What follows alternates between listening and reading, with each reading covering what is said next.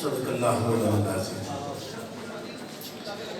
قال اللہ تبارک و تعالی فی شان حبیبہ مخبرا وآمرا ان اللہ وملائکتہ یصلون علی النبی یا ایھا الذین آمنوا صلوا علیہ وسلموا تسلیما الصلاۃ والسلام علیک یا رسول اللہ وعلی آلک واصحابک یا حبیب اللہ۔ احباب گرامی، آج ایک بڑی زبردست، خوبصورت، پروقار اور خوبصورت گلدستوں سے سجی ہوئی بزم میں اور آپ حاضر ہیں، اور یہ ہمارے ڈی ایچ کیو ہاسپٹل کا ایک ڈپارٹمنٹ ہے، ڈائلسس یونٹ۔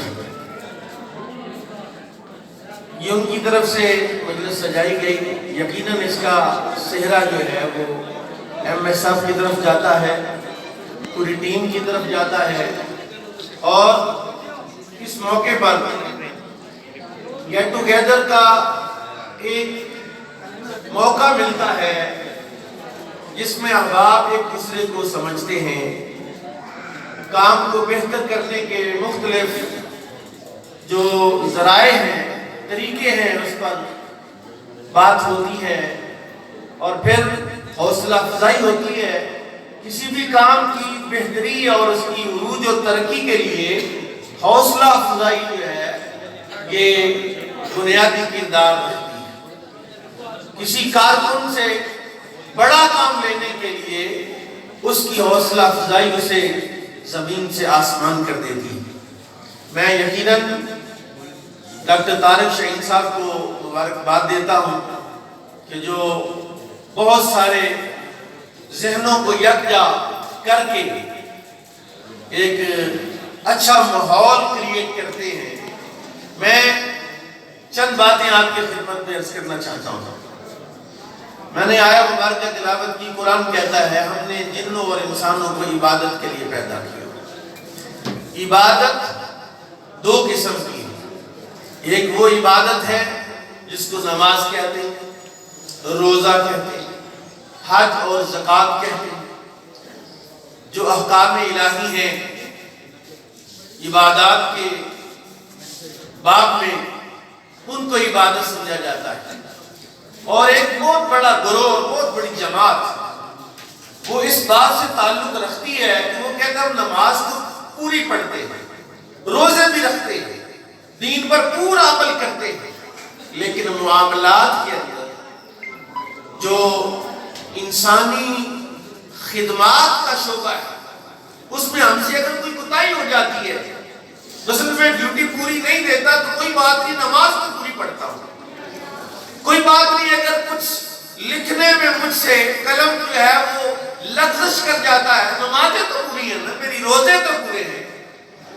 اس طبقے کے بھی بڑے کثیر تعداد میں لوگ ہیں کہ نماز چھوڑتے نہیں اور حرام سے ہاتھ موڑتے نہیں۔ دوسرا گروہ ان لوگوں کا ہے جو کہتے ہیں ہم حرام نہیں کھاتے، معاملات میں بالکل خدمت خلق کا جذبہ جو ہے وہ بیدار رہتا ہے، کسی کا حق نہیں کھاتے، چلو نماز میں کوئی کوتاہی ہو جائے، سستی ہو جائے، کمی ہو جائے تو کچھ اللہ سے معافی مانگ لیں گے۔ اسلام، دین اور شریعت ان دونوں چیزوں کو تسلیم نہیں کرتی۔ اسلام ایک مکمل ضابطہ حیات ہے جہاں یہ دونوں پہلو شامل ہوں گے، پھر کہیں جا کر کسی بندے کا ایمان کامل ہوگا۔ اور عبادات کے باب میں سب سے بڑی عبادت کیا ہے؟ وہ خدمت خلق ہے، اور خدمت خلق، لفظ خلق سے کا تعلق اللہ تعالیٰ کی تمام مخلوقات کے ساتھ ہے۔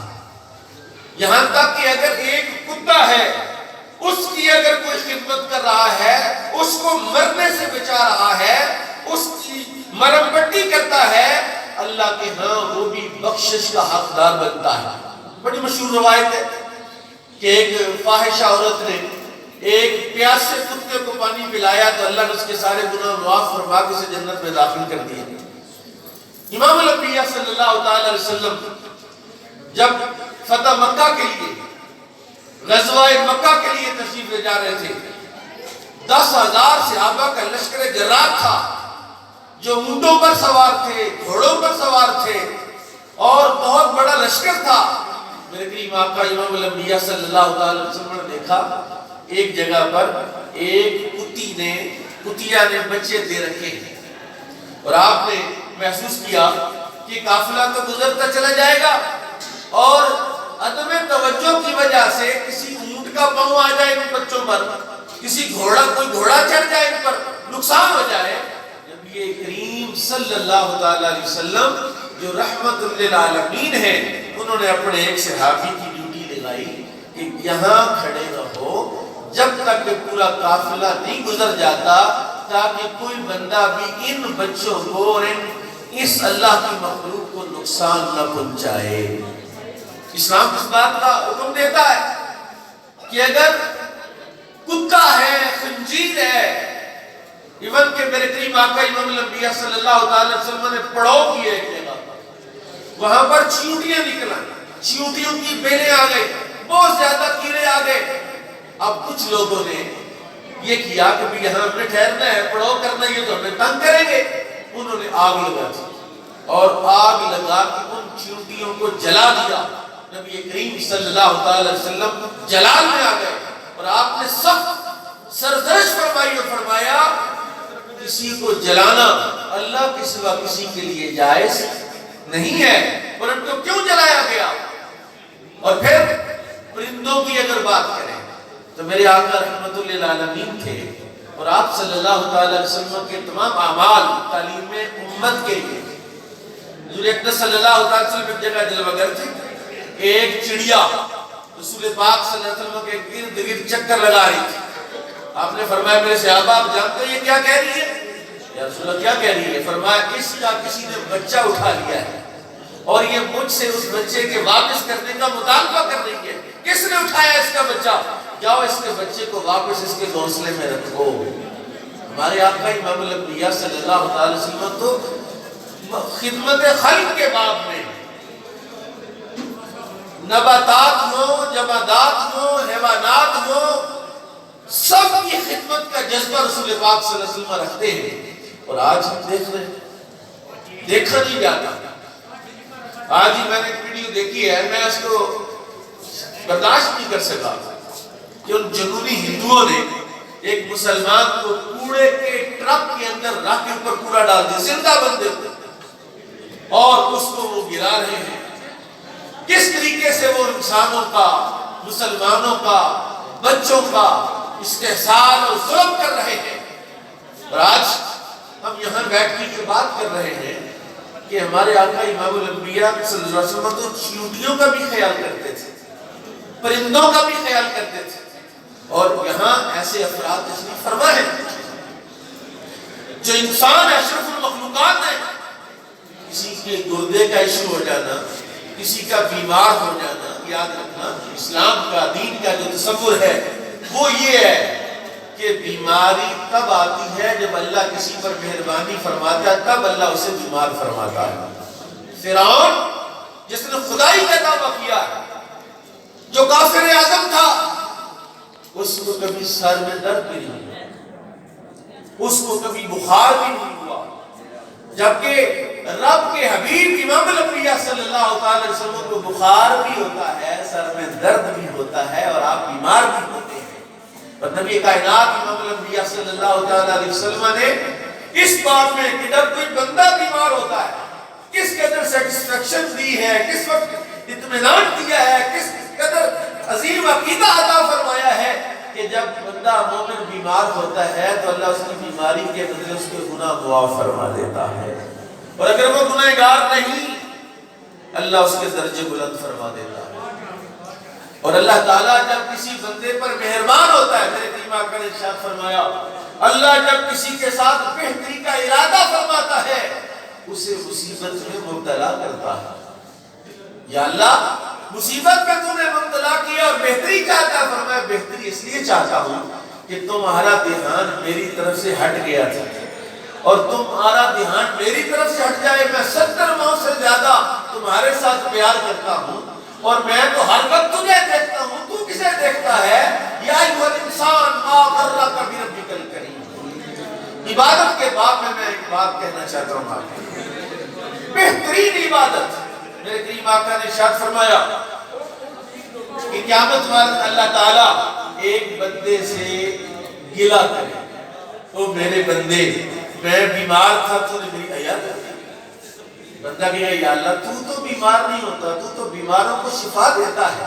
اللہ فرمائے گا تیرا فلاں رشتہ دار، تیرا فلاں عزیز، تیرا فلاں دوست بیمار تھا، تو نے اس کی عیادت نہیں کی۔ یا اللہ وہ تو بندہ تھا، مجھ سے خدائی ہوگی، تو کہہ رہا ہے میری عیادت نہیں کا۔ اللہ نے فرمایا اس کی عیادت کرتا تو گویا تم نے میری عیادت کی۔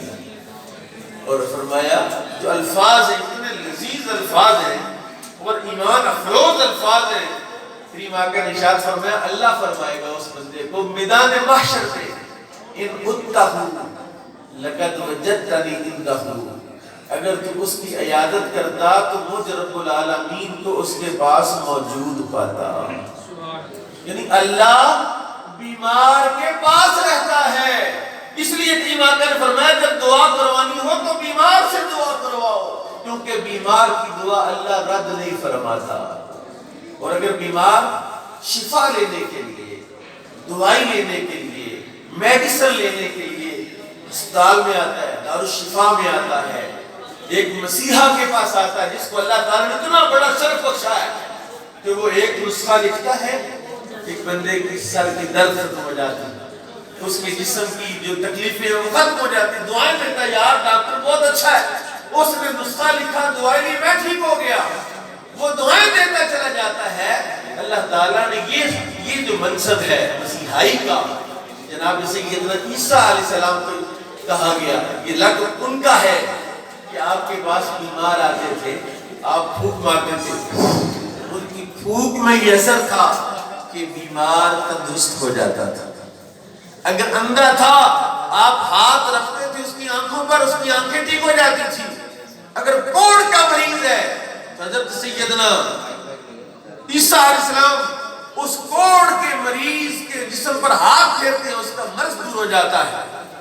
اور میں ایک بات کہنا چاہتا ہوں آپ سے، جناب سیدنا عیسیٰ علیہ السلام کی اس عمل مبارک کہ کوڑ کے بندے کے جسم پر ہاتھ رکھا عیسیٰ علیہ السلام نے، آج دنیا کرونا وائرس کے مریضوں سے بھاگ رہی ہے اور ایک عجیب قسم کا خوف لوگوں پر مسلط کیا جا رہا ہے، اوہ نہ کرونا وائرس، باہر نہ جانا، مسجد میں نہ جانا، بازار میں نہ جانا، ہاتھ نہ ملانا۔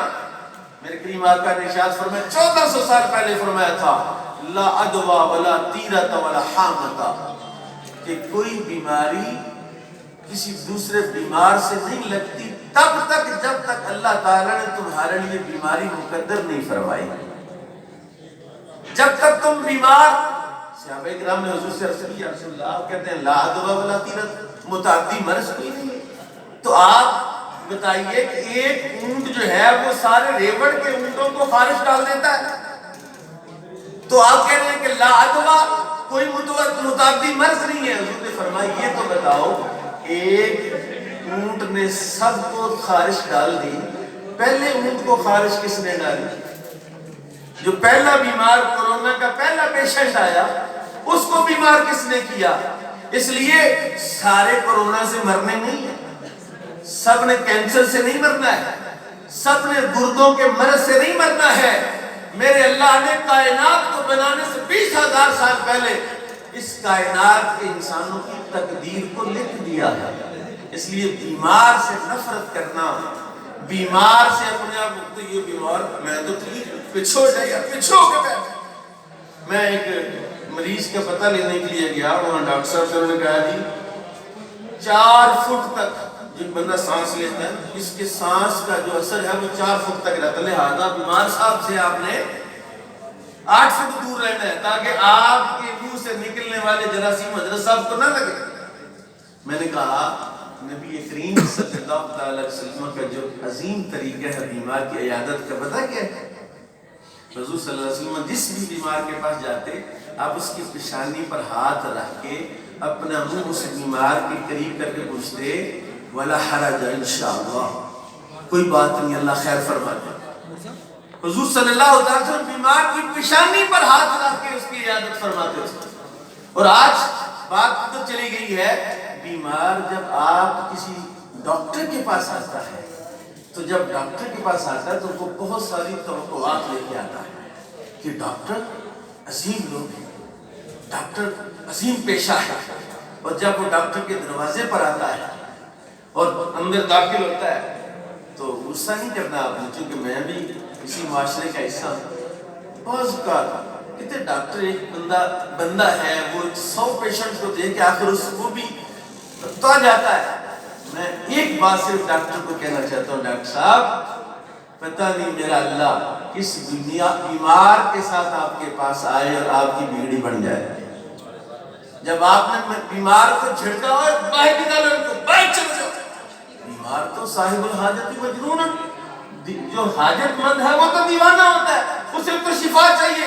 اس کے ذہن میں یہ بات ہے کہ ڈاکٹر صاحب مجھے دوائی دیں گے تو میں ٹھیک ہو جاؤں گا. حالانکہ ڈاکٹر صاحب کے پاس شفا کون دیتا ہے؟ وَإِذَا مَرِضْتُ فَهُوَ يَشْفِينِ. جب میں بیمار ہوتا ہوں تو میرا اللہ مجھے شفا دیتا ہے. ڈاکٹر تک سبب ہے، ذریعہ ہے. تو میں کہتا ہوں ڈاکٹر کے پاس اللہ تعالیٰ کا قرب پانے کے لیے اس سے بڑا کیا اور ذریعہ ہو سکتا ہے کہ ڈاکٹر ہر مریض کو اس طرح ڈیل کرے کہ میرے آقا فرماتے ان اتہو لقد وجدتنی عندہو، اگر تو بیمار کی عیادت کرے تو میں اس بیمار کے پاس موجود ہوں گا. میں تیرا رب اس بیمار کے پاس موجود ہوں گا اور تجھے میں اپنا قرب عطا فرما دوں گا. خدمت خلق کیا ہے؟ خدمت خلق دعائیاں دینے کا نام نہیں. اتنا بڑا ہاسپٹل ہے. مجھے بڑی خوشی ہوئی اور مجھے حیرت بھی ہوئی کہ نارووال کا یہ جو ہسپتال ہے، ڈاکٹر لطیف افضل صاحب کو میں خراج عقیدت پیش کرتا ہوں کہ 3 بار مسلسل پنجاب بھر میں پہلے نمبر پر آیا ہے. بڑی خوشی کی بات ہے، اس سے بڑی کیا اعزاز کی بات ہے کہ نارووال کو یہ اعزاز ملا ہے. اور ہمیں تو ایسے بندے کی قدر کرنی چاہیے، اس کو شاباشی دینی چاہیے.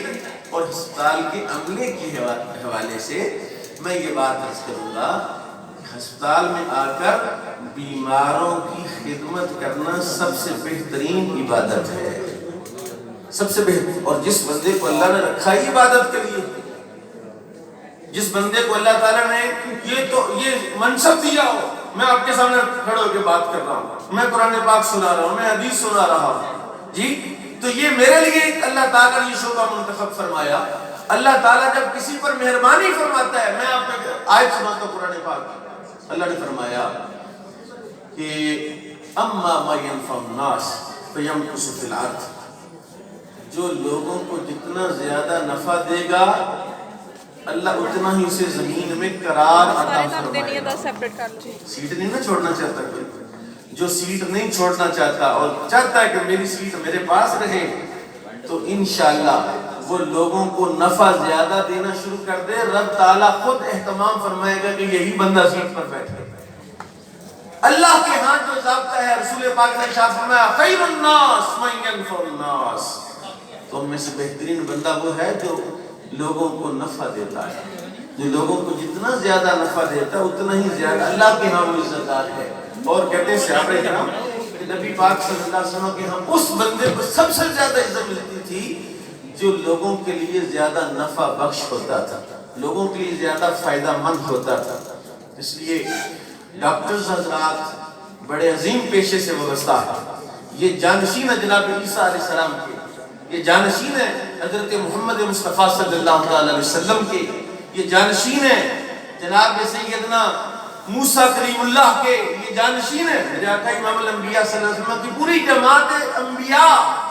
انسانیت کی خدمت کے لیے اللہ تعالیٰ نے ان کو مبعوث فرمایا ہے. وہ صرف نمازیں نہیں سکھاتے تھے، وہ صرف روزے نہیں پڑھاتے تھے، جماعتیں نہیں کراتے تھے، وہ لوگوں کو رہنے سہنے کا اچھا طریقہ سکھانے کے لیے آئے تھے.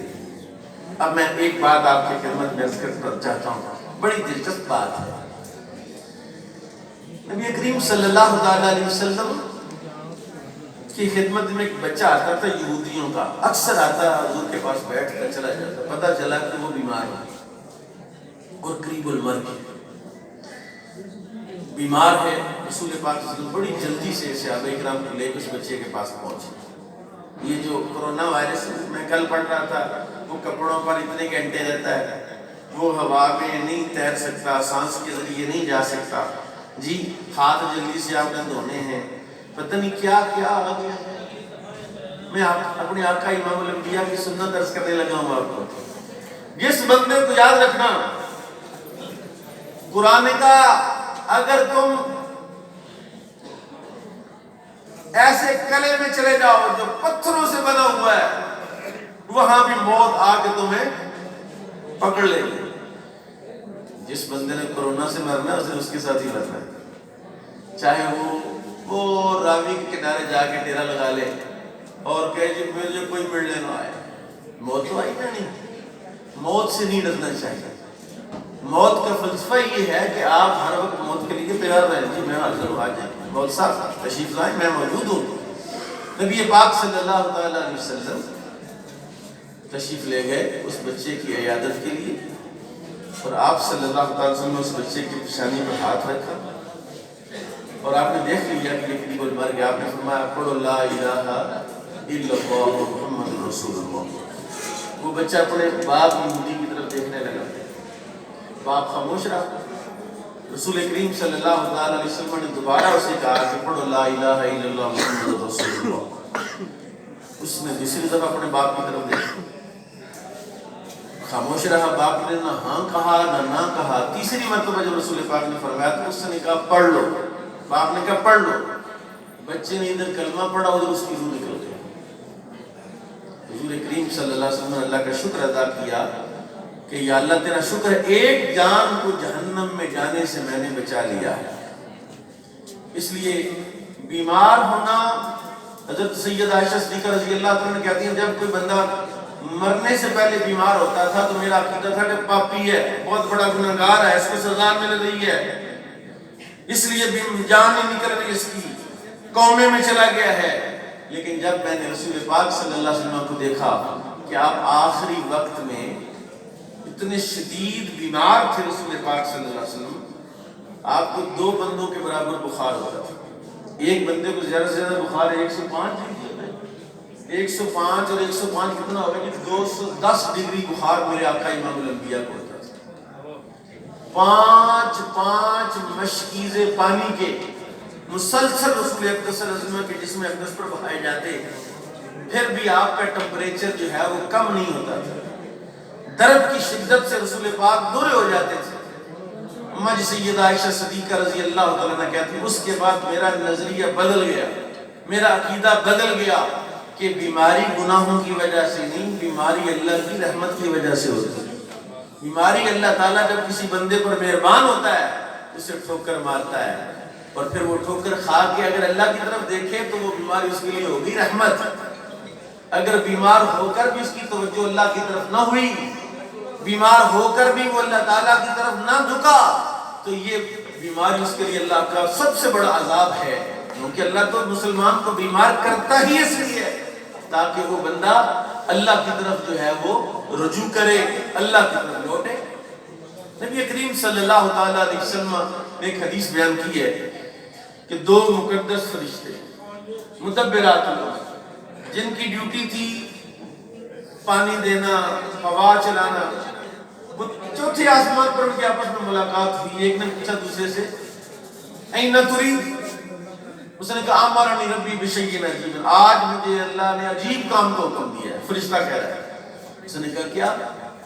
حکم یہ دیا ہے کہ فلاں جگہ پر ایک یہودی ہے، وہ دریا میں کنگھی پہن کے تو مچھلی پکڑنا چاہتا ہے اور اس کا آخری وقت قریب ہے، جہاں مچھلی پکڑ رہا ہے وہاں مچھلی کوئی نہیں ہے۔ اللہ نے بھیجا ہے جاؤ میرے مقدس فرشتے مچھلی گھیر کے اس کی کنڈی کو لگاؤ۔ فرشتہ کہتا ہے میں نے اللہ سے کہا یا اللہ یہودی ہے، تیرے نبی کا کلمہ نہیں پڑھتا تو مجھے بھیج رہا ہے؟ اللہ فرماتا معاملہ ایسے ہی تھا، میں اسے مچھلی نہ دیتا، لیکن میرا دستور ہے کہ اس نے زندگی میں جتنی بھی نیکیاں کی تھی ہر نیکی کا صلہ دنیا میں نے اس کو دے دیا ہے۔ اب وہ مرنے والا ہے، اس کی ایک نیکی باقی رہ گئی۔ میں چاہتا ہوں کہ جب تم مچھلی اس کی کنڈی کو لگائے گا، وہ مچھلی پکڑ کے اس کو پکائے گا اور اس خواہش کو پورا کر لے گا تو یہ اس آخری نیکی کا صلہ ہو جائے گی، اس حال میں مرے گا کہ ایک نیکی بھی اس کے کھاتے میں نہیں ہو۔ اس لیے اللہ تعالیٰ خواہشات کی تکمیل میں ہم نے دیکھا صوفیاء کو، اولیاء کو، کہ وہ خواہشوں کو پورا نہیں کرتے تھے، خواہشوں کو توڑتے تھے کہ نہیں میں نے نہیں کرنا، کہیں میری کسی نیکی کا صلہ نہ ہو جائے۔ وہ تو چاہتے ہیں نیکیوں کا صلہ آخرت میں ملے۔ اس نے دوسرے فرشتے سے پوچھا تو کدھر جاتا؟ اس نے کہا مجھے بھی اللہ نے عجیب کام کا حکم دیا ہے۔ پوچھا کیا؟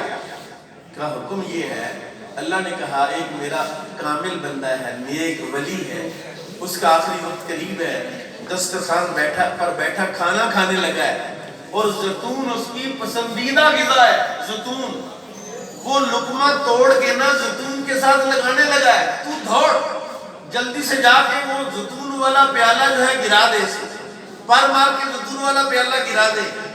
فرشتہ کہتا ہے میں نے کہا یا اللہ تیرا نیک بندہ ہے، ساری زندگی تیری عبادت میں گزاری، اس کو زیتون کھانے دے۔ اللہ کہتا وہ حکم کرے تو ساری کائنات اس کو قربان کر دوں، لیکن معاملہ یہ ہے کہ اس نے زندگی میں جتنے بھی گناہ سرزد ہوئے اس سے یا اس نے کیے، ہر گناہ کا صلہ کسی نہ کسی بیماری کو بنا دیا۔ بیماروں تمہارے لیے کہہ رہا ہوں کہ ہر بیماری کو کسی نہ کسی گناہ کا کفارہ بنا کے اس کے گناہ معاف کر دیے۔ اب اس کا آخری گناہ باقی رہ گیا ہے اور وہ جانے والا ہے۔ جب تم پر مار کے اس کی زیتون گرائے گا، اسے ٹینشن ہوگی مجھے فالج ہو گیا، یہ کیسے گرا؟ یہ جو ٹینشن ہوگی اس کو اس گناہ کا کفارہ بن جائے گی، اور اس ٹینشن کی گناہ کا کفارہ بننے کے بعد جب وہ اس دنیا سے رخصت ہوگا، کوئی گناہ اس کے کھاتے میں باقی، اور بغیر گناہوں کے پاک ہو کر وہ اللہ کے دربار میں جائے گا۔ تو بیماری کے وقت تکلیفیں، یہ اللہ کا انعام ہے، اللہ کی رحمت ہے۔ بعض بندے کہتے ہیں جی وہ دیکھو ہمارا مسایہ ہے، ہٹا کٹا، کبھی کوئی نیکی کا کام نہیں کیا، کبھی نماز نہیں پڑھی، کوئی سیدھا کام کبھی نہیں کیا، کبھی بیمار نہیں ہوا، اس کے پاس نعمتیں زیادہ، گاڑی ہے اس کے پاس ہر چیز ہے، میرے پاس نہیں ہے۔ اس کا مطلب ہے آپ کے خیال میں رب تعالیٰ کا جو نظام ہے تقسیم کا، رب تعالیٰ کا نظام جو ہے تقدیر کا، اس پر آپ مطمئن نہیں، اس پر آپ مطمئن نہیں۔ حضرت سیدنا ابو بکر صدیق رضی اللہ عنہ یہودیوں کے مدرسے میں گئے تو وہاں ایک بندہ تقریر کر رہا تھا، اس نے تورات شریف سامنے رکھی، حضرت سیدنا ابو بکر صدیق نے کہا اے اللہ سے ڈر، اس تورات میں ہمارے نبی کی نبوت کی نشانیاں ہیں، اور ان نشانیوں کو قبول کر اور کلمہ پڑھ لے۔ اس نے کہا اے ابو بکر تمہارا رب تو فقیر ہے اور میں غنی ہوں، غور سے سننا میری بات، تمہارا رب فقیر ہے اور میں غنی ہوں۔ دیکھو قرآن میں اس نے کہا ہے کہ من الذی یقرض اللہ قرضا حسنا، کون ہے جو اللہ کو قرض حسنا دے؟ تو جو اللہ ہم سے قرض مانگتا ہے اور پھر کہتا ہے میں اس کو کئی گنا بڑھا کر دوں گا۔ دیکھو اللہ تعالیٰ خود سود دے رہا ہے اور ہمیں سود سے روکتا ہے۔ جناب ابو بکر صدیق رضی اللہ عنہ کو بڑا غصہ آیا اور آپ نے جا کے اس کو تھپڑ مارا، اور آپ نے کہا اگر معاہدہ نہ ہوتا تو میں تیری گردن اڑا دیتا، تمہارے درمیان معاہدہ ہے کہ ہم تمہیں قتل نہیں کریں گے، تم ہمیں قتل نہیں کرو۔ وہ سارا محلہ جو ہے وہ ناراض ہوا اور حضرت ابو بکر صدیق رضی اللہ عنہ کی شکایت کرنے کے لیے رسول اللہ کی بارگاہ میں آ گیا کہ جناب انہوں نے ہمارے محلے میں جا کے، ہمارے مدرسے میں جا کے ہمارے بندے کو مارا ہے۔ حضرت ابو بکر صدیق رضی اللہ عنہ سے حضور نے پوچھا، غور سے سننا ذرا، بڑی قیمتی بات ہے، تربیت کے باب میں بہت اعلیٰ چیز ہے۔ حضرت ابو بکر صدیق نے کہا یا رسول اللہ اس بندے نے اللہ کو فقیر کہا اور اپنے آپ کو غنی کہا، مجھ سے برداشت نہیں ہوا۔ وہ صاف منہ کر گیا یہ تو میں نے کیا میں نے غلطی کی، قسمیں کھانے لگا۔ ابھی وہ قسمیں کھا رہا تھا تو رب تعالیٰ نے جبریل کو یہ وحی دے کر بھیجا، لقد سمع اللہ قول الذین قالوا ان اللہ فقیر ونحن اغنیاء، اللہ نے سن لی ہے اس کی بات کو جس نے کہ اللہ فقیر ہے اور ہم غنی ہیں۔ اللہ کہتا ہے سنکتب ما قالوا وقتلهم الانبیاء بغیر حق، ہم نے لکھ لیا ہے جو اس نے کہا ہے، اس کا بدلہ قیامت میں ہم دیں گے۔ اللہ تعالیٰ اتنا امیر ہے کہ وہ ساری کائنات کو برابر رزق دے سکتا ہے، ساری کائنات کو برابر دولت دے سکتا ہے، لیکن اللہ کہتا ہے کہ اگر میں سب کو برابر دولت دے دیتا، صحت دے دیتا، تندرستیاں دے دیتا تو زمین میں فساد برپا ہو جاتا۔ لو بسط اللہ الرزق لعباده لبغوا فی الارض، اگر رزق کو پھیلا دیا جاتا برابری کی بنیاد پر تو ایک دوسرے کو قتل کرتے، فساد برپا ہو جاتا۔ اس لیے کوئی ڈاکٹر ہے صحت مند ہے، کوئی بیمار ہے، مریض ہے، مریض کو ڈاکٹر کی ضرورت ہے اور ڈاکٹر کو کسی اور چیز کی ضرورت ہے۔ اللہ تعالیٰ نے یہ جو نظام بنایا ہے، کوئی امیر بنایا، کوئی غریب بنایا، کوئی موٹا تگڑا تازہ صحت مند تندرست توانا بنایا، کوئی مریض بنایا، کوئی بیمار بنایا، کوئی کمزور بنایا، کہ کمزور کی مدد جب طاقتور کرے گا تو اللہ فرماتا ہے میں اس کی مدد کروں گا، اس کو نوازوں گا۔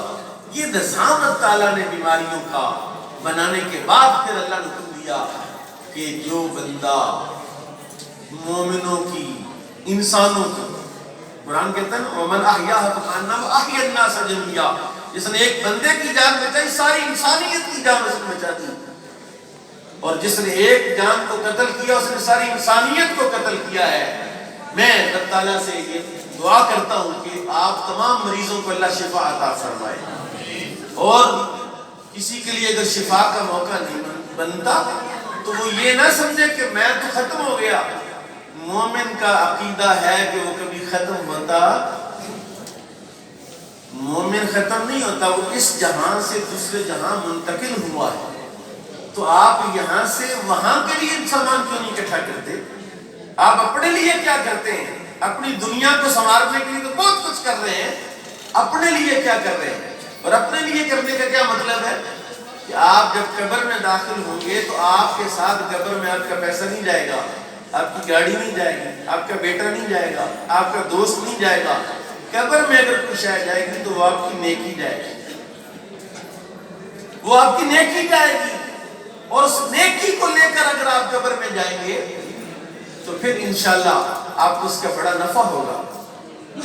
وہ جو جہان ہے جو 1000 سال ہو سکتا ہے، کروڑ سال ہو سکتا ہے، عالم برزخ جس کو کہتے ہیں، یہاں کے لیے پیسے کٹھے کرتے ہو اور وہاں کے لیے نیکیاں چاہیے، اور وہاں کی نیکیاں کون کٹھی کرے گا؟ میں ایک بات کہنا چاہتا ہوں، جس طرح جسمانی بیماری ہے اس طرح روحانی بیماریاں ہیں۔ ایک بندہ بیمار ہے وہ دوائی لیتا ہے، ایک بندہ ہے جس سے نیکی نہیں ہوتی، گناہ جلدی جلدی ہو جاتا ہے، گناہ کی عادت ہے، اس کو نیکی کرنا بھی چاہے تو نیکی نہیں ہوتی، یہ بھی بیماری ہے، یہ بھی مرض ہے۔ اس بیماری کا بھی علاج ہے جس کے بارے میں علامہ اقبال نے کہا خرد کے پاس خبر کے سوا کچھ اور نہیں، تیرا علاج نظر کے سوا کچھ اور نہیں۔ وہ بیماری نظر سے دور ہوگی، تجھے کوئی ایسی کامل نگاہ ڈھونڈنی ہے، تلاش کرنی ہے کہ جو ایک نگاہ کرے گا تو تیرے اندر کی بیماری ختم ہوگی اور تیرے لیے نیکی کرنی آسان ہو جائے گی اور گناہ کرنا مشکل ہو جائے گا۔ اس مسئلے کو ہم سمجھتے نہیں کیونکہ یہ مسئلہ بڑا بھیانک ہے کہ بھی نیکی کرنی آسان، گناہ کرنا مشکل۔ ایک بات، گناہ کرنا آسان، نیکی کرنی مشکل۔ دوسری بات، جس کے لیے نیکی کرنی آسان ہے، مثلا میں اگر آپ سے کہوں کوئی قرآن کہتا ہے فَلَا تُزَكُّوا أَنفُسَكُمْ وَأَعْلَمُ بِمَنِ اتَّقَىٰ، اپنے آپ کی صفائیاں نہ دو، اللہ جانتا ہے کون صاف ہے۔ لیکن میں آپ کو یہ بات کہنا چاہتا ہوں کہ آج بھی ایسی اس دنیا میں ایسے افراد اور ایسے لوگ موجود ہیں کہ ڈاکٹر خلیل صاحب جانتے ہیں، ان کے ہمسائے ہیں، میرے ایک دوست ہیں چودھری رفعت محمود صاحب، بالکل ان کے ہمسائے ہیں، ان کی پہلی زندگی کو بھی ڈاکٹر صاحب جانتے ہیں اور اب والی زندگی کو بھی ڈاکٹر صاحب جانتے ہیں۔ 2 سال پہلے میں نے اپنے بزرگوں سے ان سے ملاقات کیا، 2 سال ہوئے، 2 سال پہلے ملاقات کرائی۔ اس بندے کے لیے نیکی کرنی مشکل تھی، گناہ کرنا بہت آسان تھا، لیکن الحمدللہ اب کیا کیفیت ہے؟ اب کیفیت یہ ہے کہ گناہ کرنا اس کے لیے مشکل ہو گیا ہے، نیکی کرنی آسان ہو گئی، اس کا ظاہر بھی بدل گیا ہے اور باطن بھی بدل گیا ہے۔ اس لیے میں ان تمام افراد کو جو ایسا نظارہ دیکھنا چاہتے ہیں، ایسا بندہ دیکھنا چاہتے ہیں، یار بندہ تو بتاؤ کون سا ہے کہ جو دیکھ کر بندے کی دنیا بدل دیتا ہے۔ 25 تاریخ کو میرا پروگرام ہے، یہاں وہ بندہ میں نے بلایا ہے ناروال میں، 25 مارچ کو وہ شخصیت تشریف لا رہی ہے۔ وہ کہتا ہے ان کا یہ فرمان ہے، ان کا یہ کہنا ہے کہ بے نمازی